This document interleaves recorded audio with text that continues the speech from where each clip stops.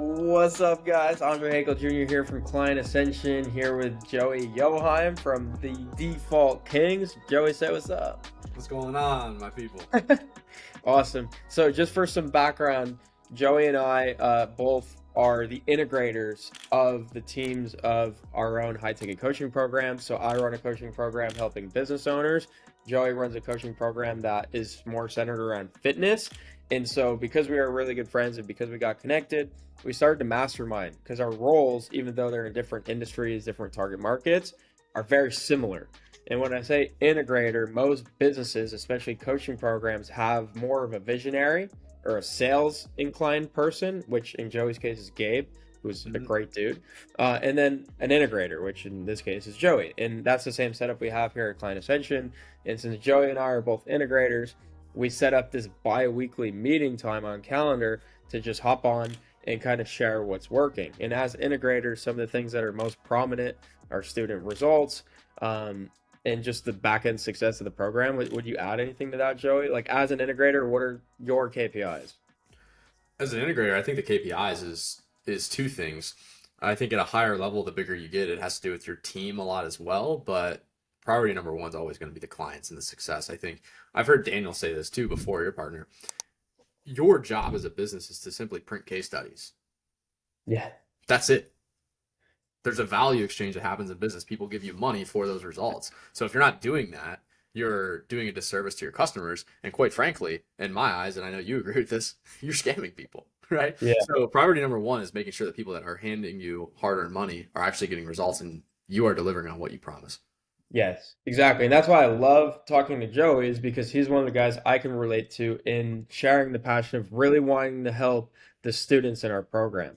And I think the number one reason why both our programs have been successful up to this point is because we're helping a past version of ourselves. And so before we even get into some of like the integrator secrets and behind the scenes of student success, because that's what this call is really for, is Joey and I just to share like different hacks, tricks, strategies that have worked either to keep our team motivated or just to help move our students along in our programs faster and more efficiently. But even before that, we bring to the table experience of being able to help some past version of ourselves. So maybe Joey, go into your background about where you were before you even started Default Kings and how Default Kings got started and why you were the qualified person in the position you are now to help your students get results. Mhm. Yeah, I think before I even get into that, I want to make sure people know exactly what it is that we do. And what we do at my company, Default Kings, is we help guys lose 10% of their body weight within 12 weeks and keep it off permanently. And we do that using our default actions framework, which is basically the psychological processes required to not only lose your weight, but keep it off for good. Because there's plenty of weight loss solutions, there's plenty of options out there. But the one thing that literally every single guy that's gone through our program has experienced is they've lost weight before and gained it back. They've tried some sort of diet before and gained it back. They've tried some sort of boot camp solution or a personal trainer at a box gym and they've gained the weight back. So that is the main problem that we're solving. And for me, my background, it stems from not necessarily helping myself because I was fortunate enough to just grow up playing sports. Both my parents were physical therapists. And so I naturally fell into just an active lifestyle and athletic life where fitness kind of came naturally to me. My father is the person that I originally helped solve this problem for. And like I just mentioned, he was a physical therapist. So I was writing up emails today, Andre. It's funny. I was writing up our welcome sequence. And one of the stories I told him there is literally that, right? My dad has a master's degree in exercise science. He's actually more educated in the field of kinesiology and human health and performance than I am. But he spent almost 2 decades 50 pounds overweight. And he obviously wasn't choosing to do that. He obviously didn't lack the knowledge required to get weight off and stay healthy. He was defaulting to it, right? It had to do with his identity. It had to do with the way that he thought about himself. It had to do with the beliefs that he had around his health and his fitness. And after watching him go through a transformation a few years back and finally keep the weight off permanently, that is when I realized it's completely centered around the thoughts and identities and beliefs that you hold about yourself. You meet a guy like Jeremy Newsom, who's super prevalent in both of our lives right now, Andre, it's like he'll teach you the same things about money. The reason you don't have money is because of your beliefs and the identities that you hold around money. If you don't have the fitness you want, it has to do with the beliefs that you hold and the identities that you hold around your health and your fitness. Right? If you don't have the relationships you want, it has to do with the beliefs and the identities that you hold around relationships. So this is something that we found as a parallel in all areas of life. And for me, it was is helping my father go through that and seeing how that permanently changed it for him. That's what got me to where I'm at with DK. Yeah, I love that, dude. And one of the things that we've talked about as well is like early on, you're in a very competitive space, which is fitness, right? And you were younger when you started in this company, and you still are very young. And so people might look to you as like you're early on in your fitness journey. And I like what you said at the very beginning is like our job is to print case studies. And I feel like printing case studies is what gives us the confidence, regardless of our age, regardless of how much experience and how that stacks up against other people that we might be competing with, that gives us the confidence boost to go out and show our products even more. And so I think the intention that we want to set with this series is just to go behind the scenes into all the details and strategies that have worked for us to get those case studies, to get the student success that both our programs are having. But I did want to reference before we even dive into it, no matter what strategy, tactic, or skill you try to take and implement from Joey and I, if you don't have the background in the thing you're teaching, if you don't actually have the results in the thing you're teaching, it's not going to work, no matter what you try. And so, whatever it is you're going to try to sell in your high ticket coaching program, whether it's trading like our friend Jeremy Newsom, whether it's fitness like what Joey does, whether it's business coaching and marketing like what I do, you have to have the results. You have to have the experience. Otherwise, you're always going to fall behind. Your confidence is not going to be there, and the results are not going to be there, which means your program is not going to be there long term. So I think that's just so important for the audience to understand. Mhm. Yeah, I completely agree. And I think I can even speak on the fact of how it took me a while to actually bring the confidence to the surface, right? Because I grew up with two physical therapists as parents, right? I was in and out of PT clinics for literally a Wow. decade. I mean, from the time I was 10 until I was 20, I was in and out of PT clinics. I had internships. I worked with professional athletes, youth athletes, soccer moms, pro fighters, like the whole spectrum of people, like thousands of different people with all kinds of different walks of life I worked with before.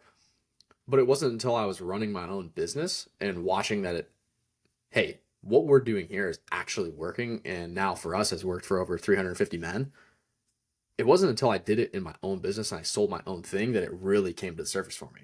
I knew what I was doing. I just had to see it come to fruition and watch it play out for my people specifically in that business that I started. So that was a big confidence change for me, which I'm sure for you. I know you've talked a lot publicly about your previous experience, and I'm sure you can relate to that in some capacity. 100%, dude. 100%. It's one thing about doing it for yourself, but then going out and showing it and teaching it to other people Yeah. not only builds your confidence in that subject, but also your confidence because you're able to produce results for people outside yourself. And I'm so excited if people are tuning into this right now, Joey and I find so much fulfillment through what we do because again, going back to what I said, we're helping past versions of ourselves through problems that we experienced ourselves. And when you're in a position like that, I always say like on my coaching calls in my coaching program, when someone asks me a question, I'm just sitting there, I'm like, can't wait to Always. just answer because I Every know time. the answer.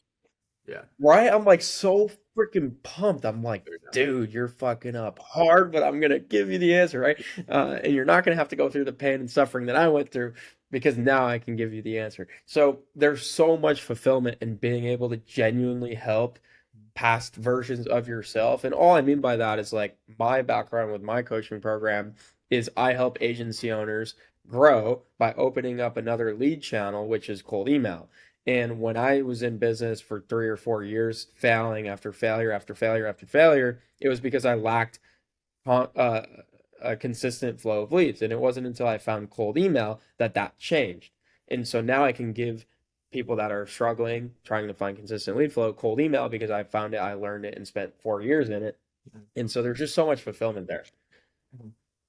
Completely, man. And I think, um, yeah, I knew you were talking earlier about how competitive a space I'm in. I think, dude, you're in equivalently a competitive space. I know you guys have your niche of agency owners and things like that, but ultimately you're helping people make money. Like you're helping people scale their businesses. There's so many products out there. There's so many avenues that people go down to try to add money to their business, add revenue, make money online, all these sorts of things that I think you're in just as competitive as a field, right? I have the luxury of our TAM being freaking massive.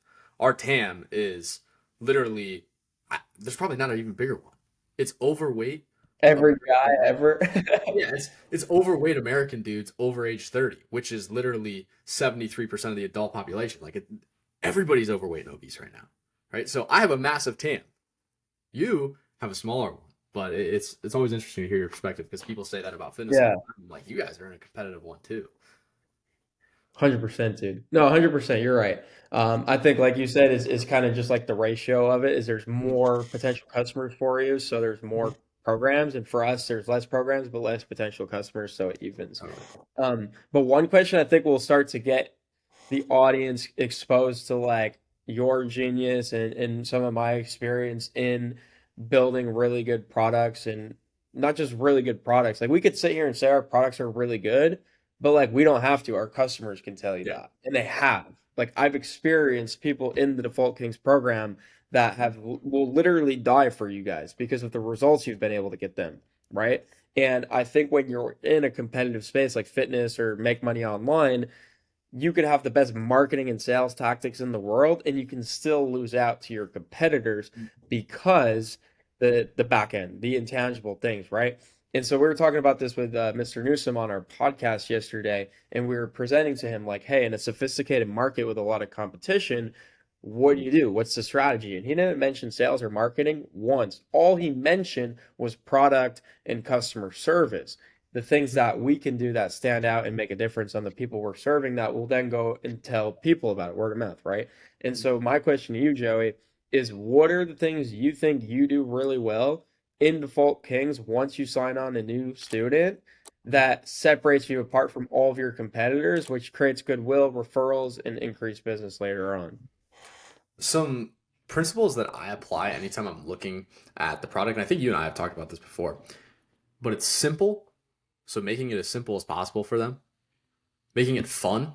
So that's where having a community comes into play, which is massive, and making it fast. How do I get them the results as quick as I possibly can while still making sure they sustain them long term? So those are the three lenses that I look through when it's time to improve the product. It's like, can I make this simpler? Can I make this more fun? And can I get them results faster? Those are the three I look at every Now, single let's go into those three. I love those. So you said simpler, faster, and fun, right? I think I actually messed up the order, but those were the three. time. Absolutely. Yeah. Yeah. Yeah. Simple, fun, So, fast. so on like a practical level, what does it look like to make your product fun? For fun with our product, it's kind of similar to your guys's in the sense that you have a community around your product. A lot of people don't. So when you have a community around your product, one, that's just a layup for retention on the back end. Like that's a layup. Because we'll have guys that get through the program and they've already achieved their fitness goals, but they just want to stay in the community because they love it and it's a fun, it's a good time, right? You guys do this great too. So I think leaning into the community, leaning into the people, leaning into the connections is the biggest lever we can pull for fun, like bar none. And I think you'd probably say the same exact thing for you guys. Definitely. Yeah, the community is everything, right? It's a place for people to go and connect with people on the similar same journey as they are. And I think it's actually the reason community is people say community, right? But I know for a fact when students join our program, Client Ascension, and your program, Default Kings, they've never experienced the community like that. And what I mean is it's vibrant, it's active, it's authentic, and it's not broadcast, right? We're not me and you going in there and sending announcements that people are just ignoring, right? It's mostly driven by the community itself. Yeah. And that goes a long way. That's a testament to say like the culture, right? You've curated. And so I think community underlying is actually culture. And so that's another question I guess I have for you, and I can answer this as well, is like how do you cultivate a community that's so active and so passionate that makes it a fun experience? You have to be super intentional about connecting them. We have 8 group calls a week. We have 8 group calls a week, and we have usually 1 to 2 events now per quarter in person. We're super intentional about just giving them the opportunity to actually get connected and meet one another. That's literally it. Like that is the answer. Is you have to be intentional about it. You have to genuinely care about whether or not these people are having a good time. And I think the position and the posture of your heart is really what it comes back to. Because if the posture of your heart is to just make money, hey, look, the events aren't necessarily a big opportunity for profit. Like the events, that's not the purpose. The purpose isn't just to make money. The purpose of the events is to connect with people. And a lot of times the events aren't super profitable. But you do them and you go through the stress and you go through the work, especially as an integrator. You know how much a pain in the ass it is to set up an event, right? You go through all of that because it makes it fun for the people. It intentionally connects them. And it's because the posture of your heart is, I want these people to have a good experience. I want them to love this. I want them to speak highly of us forever. So you do it, right? So I think it comes back to posture of the heart And when you're cultivating culture and being oh, intentional. so true. So true, bestie. No, I would agree with all of Yeah. those things, bro. Yeah. Like, Like like, events no, are a pain in the ass, bro. They are, oh but my God. they're so worth it every single time. They're so worth it. So worth Every it. time. I mean, I can share my testimony from your event. I was at your event in Nashville, and that was life changing for me. And I had no expectations whatsoever for it to be anything like that. And then we did our first event in October, and we took an L, man. I mean, we sold Oh maybe $15,000 worth of tickets, and our spend was like 50K. And yeah. so on the front end, we didn't make money, but like you said. I think this is the coolest thing ever because once you realize that, yeah, it might not look good on the P&L right now, it's actually going to make you so much more money long term doing these Totally. things. It's so cool because you could have the best of both worlds. You could get the results and also the money. It's just how do you position it and what's your, time horizon on it. But what you said about creating community on such a simple and practical level is yeah, being intentional about it. So when I'm on, like you said, you have like 8 weekly coaching calls. We have like Yeah. 13. It's stupid at this point. And what I do is every time we join a guest coaching call and there's a new student on that call for the first time, I say, hey, wait a minute, before we start, Joey, if you can just quickly introduce yourself to the group so we all know a little bit more about who you are and what you do, go ahead. And then doing that so many times, you know who's in your community if you're close enough to it. And so you might hear him say, hey, I do this SEO agency and I'm also, located in Tampa. Hey, no way. James over here, who's also on the call right now, he just started an SEO agency and he just moved to Tampa as well. Like, you guys got to connect. That'd be sick. And so you become not just an integrator, but also a connector. And then from there, it all happens very naturally. So I thought your answers were so, so practical because people really tend to overcomplicate it. Yeah, and one of the first things you can do, this is automatable. Anytime somebody joins our Slack community, there's an automatic message that says, "Hey, at, name, the new person's name, welcome to the group. Please introduce yourself." And they introduce themselves. The first task they have in their onboarding is just introducing themselves to the group. So that's a super easy way to just be intentional, and you can automate that. You can literally set that up in Zapier and just make it a opportunity for them to get connected right away, right out of the gate. 100%. Another thing that I learned from you as well, Joey, is about getting faster results, right? And we had this conversation this Sunday actually, where I was telling you how our program initially was 12 months, and Yep. then we cut it down to 6 months, and now we cut it down to 4 months. And my limiting belief in doing so was, hey, it's less time in the program, so therefore it's less value. And your guys' rebuttal was like, hey, no, it means you can get them results faster. So instead of getting results in 12 months, they could get them in 4. And so it's actually a lot more valuable in that frame of mind. And so other than, giving them a shorter timeline and harder set deadlines, how do you get students results faster? Well, we had a similar experience with you where I think you told me your conversions went up every time you made it shorter on the sales end, like actually converting people into the program. And we experienced a similar thing because we had people tell us, why don't you sell a year-long program? Why don't you sell a 6-month program? And so we tested it. And our conversions, like we literally didn't convert. I think we converted one guy on the 6-month program and we tested it. Like we made a lot of offers. And as soon as we went back to 3 months, we went back to our normal close rate, our normal KPI for conversions. There's a couple avenues with it, right? You have time of commitment, right? Most guys, especially in the field we're in, weight loss, they're not going to want to commit to a year-long change. Because if you look at the marketplace is quick fix. The marketplace is take this pill, you're going to lose weight. Take this cayenne pepper, you're going to burn fat, right?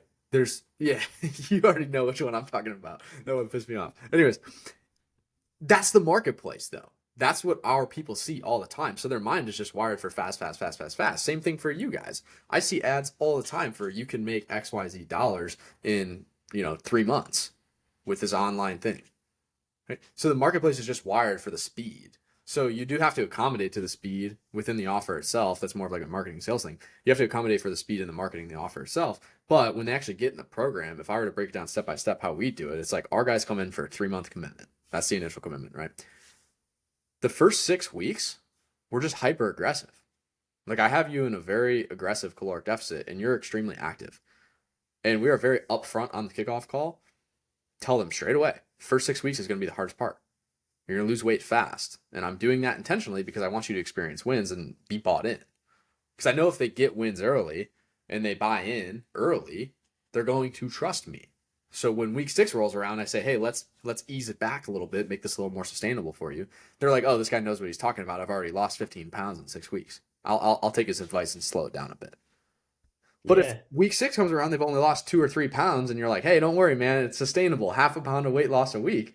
They're going to tell me to go fuck myself, right? Because they want to see the results. And it's the same thing for you guys, right? It's the same thing for you guys. Yeah, exactly, dude. I love that. I've said this before in the agency space, but like you win or lose every single client within the first 30 days. If you can't get them Yeah. some form of results that they care deeply about in the first 30 days, you're going to lose that client. You Mm-hmm. just are. And I think one of the things you do so beautifully, again, something that I've learned from you, is what happens in those 30 days. Because I feel like a lot of times people join a coaching program and then they're really lazy about it. They don't show up every single day. And Mm-hmm. as coaches, it makes our job really difficult to get results for people that are not willing to show up consistently, right? And so in the first 30 days, or like in your case, in the first 6 weeks, the student needs to show up every single Yeah. day to do the things that you outlined for them. And a lot of times, if they just don't show up like they're supposed to, it's Yep. whatever. Like coaches don't reach out, they don't really care. It's like, oh, they're lost. They don't really care about the results, whatever. Screw that person. But you guys do it really differently. You almost like knock on their freaking door like FBI is here, like get back in this. Like what's talk about like your rescue sequence because I was blown away by this. Mhm. Oh yeah, our rescue sequence is wild. Uh, so actually, one of our well, I won't get into that too much on here. I'll let Gabe tackle that in an acquisition based call. But really, the rule of thumb we have for our CSMs and our client success coaches is if a guy goes a full week without replying to you or contacting you, like it turns into like you're saying FBI search mode, right? Like there's a warrant out for that client.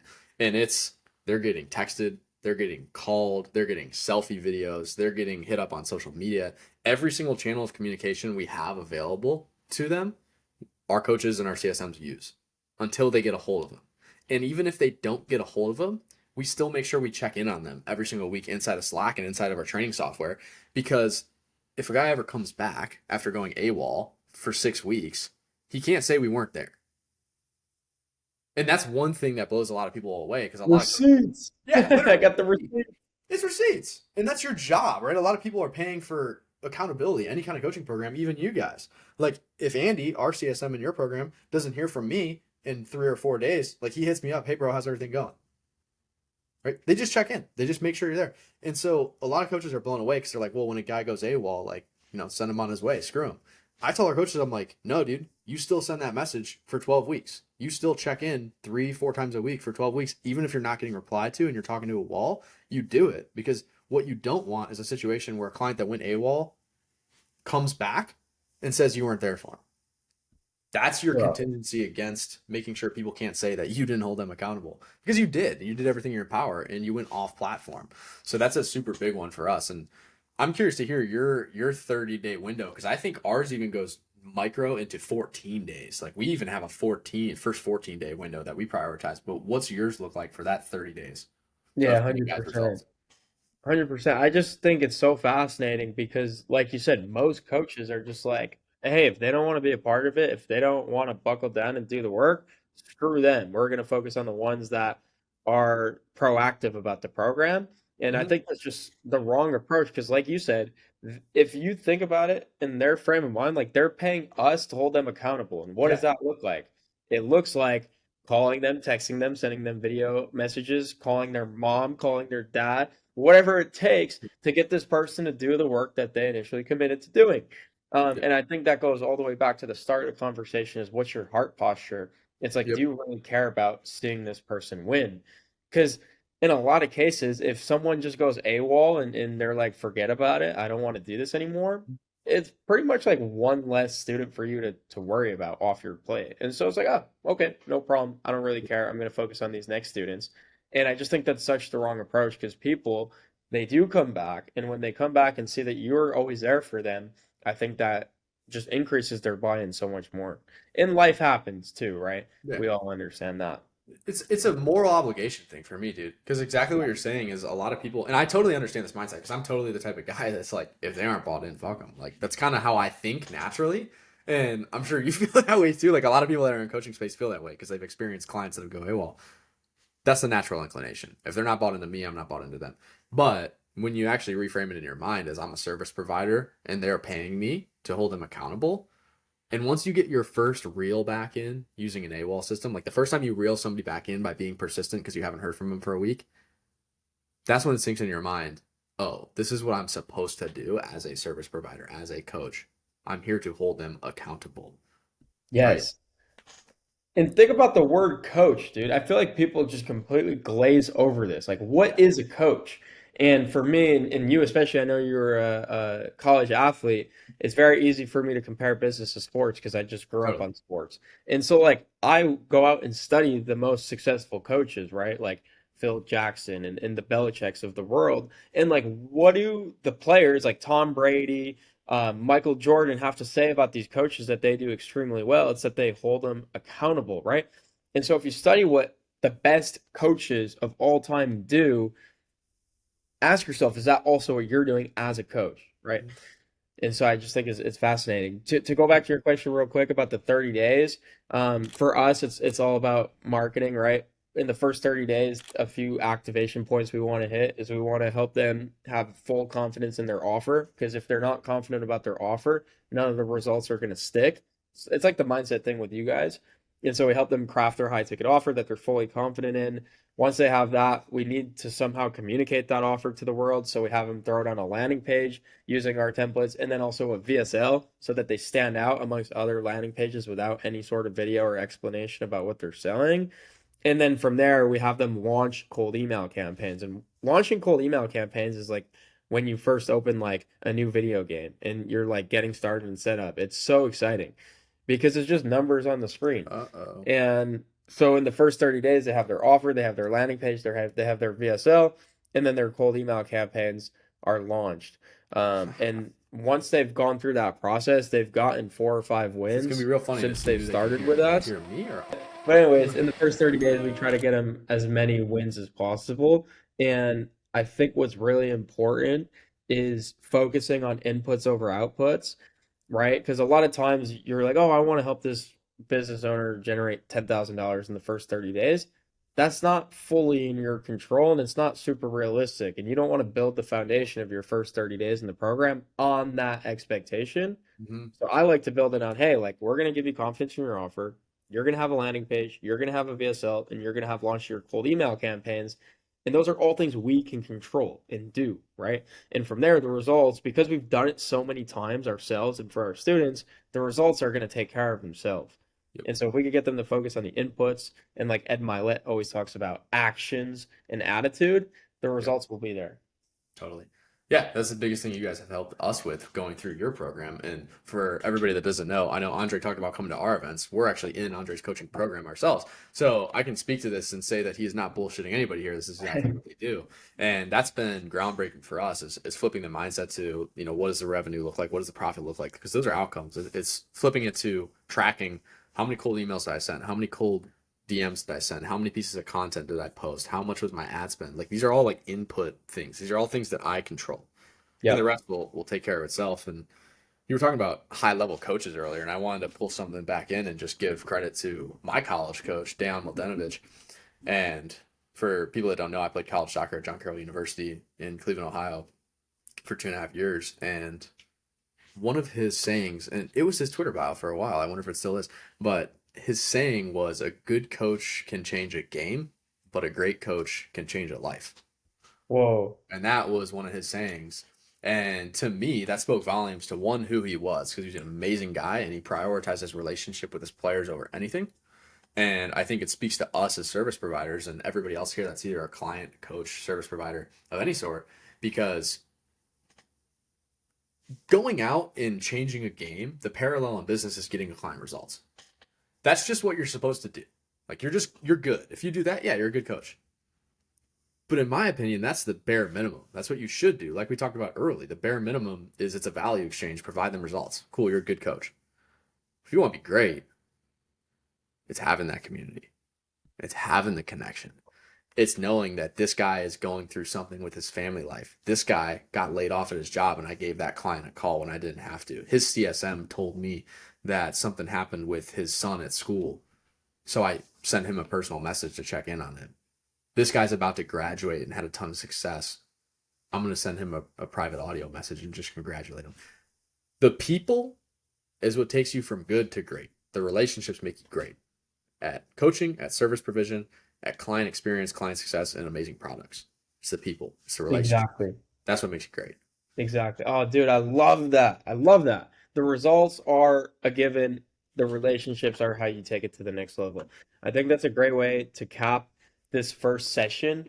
This was a lot of Yeah, fun. Just for context, Joey and I, again, have been doing these calls privately because we just value each other's opinions and expertise on the subject of like student success and integrator stuff so much. But we figured why not share it with other coaching programs that are out there that maybe are struggling to get students success or to build that sense of community, or just want to take it up a notch because we all do, right? As ambitious entrepreneurs and business owners, I feel like that's something we all share in. absolutely. And so that's the intention. And so to end it, real quick, Joe, if you could just share your information, where the audience can follow you, find you, and learn more about you, and I'll do the same, and then we'll clip it and go to the next episode pretty soon. Hell yeah, brother. Hell yeah, brother. I am at Joey Yochheim on everything. So that's first name, last name. JoeyYochheim. That's Twitter, Instagram, and YouTube. Just first name. Awesome. And one thing I'd point the audience to especially is your Twitter's awesome. But I would go to Joey's YouTube and do the same with mine. If you go to his YouTube, you'll see there's a section of interviews with him and his students that he's Yeah. gotten results for. And just watch those because you'll be able to see like everything we're talking about on this session today, that is the result of it. And I think the more you can watch those and listen to the questions Joey's asking and how the students are answering, it becomes more and more real. And so same for me. I'm on Twitter, Andre Heichel Jr., on YouTube as well. And my coaching program is clientascension.com. But this was a lot of fun. I'm amped up already. I wish we could go for another hour. We could Um, talk for so long about this shit, bro. For the we people could that talk don't forever. know, this is what we talk about when we hang out too. Exactly. It's not just this call. Like we'll hang out and we'll sit there and we'll just talk about Yeah. products and fulfillment and operations for the whole night. Bro, I mean, we have no agenda. We don't even have a name for this thing yet. We just No. popped it open and just had a conversation, which I thought went pretty well. Yeah.